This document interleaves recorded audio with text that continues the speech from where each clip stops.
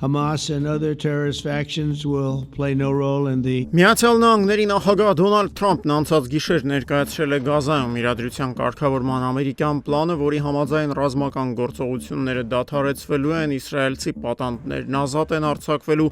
իսկ Գազայի հատվածի ղեկավարումը հանձնվելու է տեխնոկրատների կառավարությանը։ Բացի այդ, նախատեսվում է ստեղծել Գազայի կառավարման եւ վերականգնման միջազգային մի կառույց, որում ըստ Սպիտակ տան ներկայացված է լինելու նաեւ Մեծ Բրիտանիայի նախկին վարչապետ Թոնի Բլերը։ Կաթարի իշխանություններն այսօր Համասի ներկայացուցիչների հետ Դոհայում քննարկում են Գազայում պատերազմի դադարեցման Միացյալ Նահանգների նախագահ Դոնալդ Թրամփի ներկայացրած ծրագիրն։ Այս մասին այսօր հայտարարել է Կաթարի արտգործնախարարության խոսնակ Մաջեդ Ալ-Անսարին։ Նրա խոսքով բանակցություններում ներգրավված են նաև Դոհա ժամանած թուրքական պատվիրակության անդամները։ Մի շարք աղբյուրների փոխանցմամբ պատվիրակությունը ղեկավարում է Թուրքիայի ազգային հետախուզական ծառայության տնօրեն Իբրահիմ Քալոնը։ Պաշտոնական Մոսկվան իր աջակցությունն է հայտնում Գազայում ռազմական գործողությունների դադարեցման հարցով նախագահ Դոնալդ Թրամփի 3 հրապարակած ծրագրին։ Այսօր այդ մասին հայտարարել է Ռուսաստանի նախագահի մամուլի քարտուղար Դմիտրի Պեսկովը։ Մեր ցանկությունն է, որ այդ ծրագիրը կյանքի կոչվի եւ խաղաղություն հաստատելու հնարավորությունների հայտ գան։ Сражаемся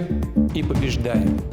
Ռուսաստանի նախագահ Վլադիմիր Պուտինը այսօր հայտարարել է, որ ռուսական զորքերը Ուկրաինայում հաղթում են։ Նա նշել է, որ ամբողջ երկիրը քրտնաջան աշխատում է այս ուղղությամբ։ Ռուսաստանի պաշտպանության նախարարությունն այսօր պնդել է, թե ռուսական ուժերը շարունակել են առաջխաղացումը Ուկրաինայի արևելքում, վերահսկողության տակ վերցնելով Դոնեցկի շրջանի մի շարք կարևոր հատվածներում գտնվող ևս 2 առաջնագծային բնակավայրեր։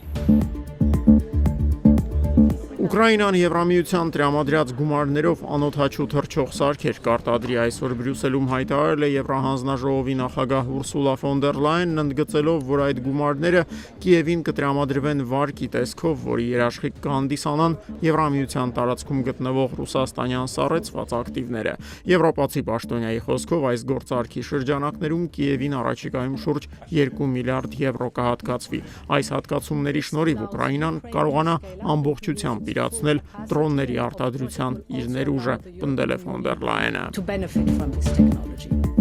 Очень показательно, что даже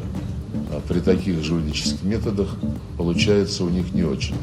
Ռուսաստանի արտգործնախարար Սերգեյ Լավրովի համոզմամբ Կիրակի օրը Մոլդովայում կայացած խորհրդարանական ընտրությունները կեղծված էին, իսկ դրանց ընթացքում տրված քվեները մանիպուլացվել էին երկրի իշխանությունների կողմից։ Բայց նույնիսկ այդ մանիպուլյացիաներով Մերձդնեստրի բնակիչների քվեարկության համար հարուցված խոչընդոտներով հանդերձ հայրենասիրական ընդդիմությունը Մոլդովայի ներսում ավելի շատ քվե է ստացել, քան Սանդուի կուսակցությունը, հայտարարել է Ռուսաստանի արտգործնախարարը։ Լավրովի պնդմամբ իշխող կուսակցությանը հաջողվել է խորհրդարանում մեծամասնություն ստանալ բացառապես արտերկրում, նախ եւ առաջ Եվրոպայում բնակվող Մոլդովայի քաղաքացիների քվեների հաշվին։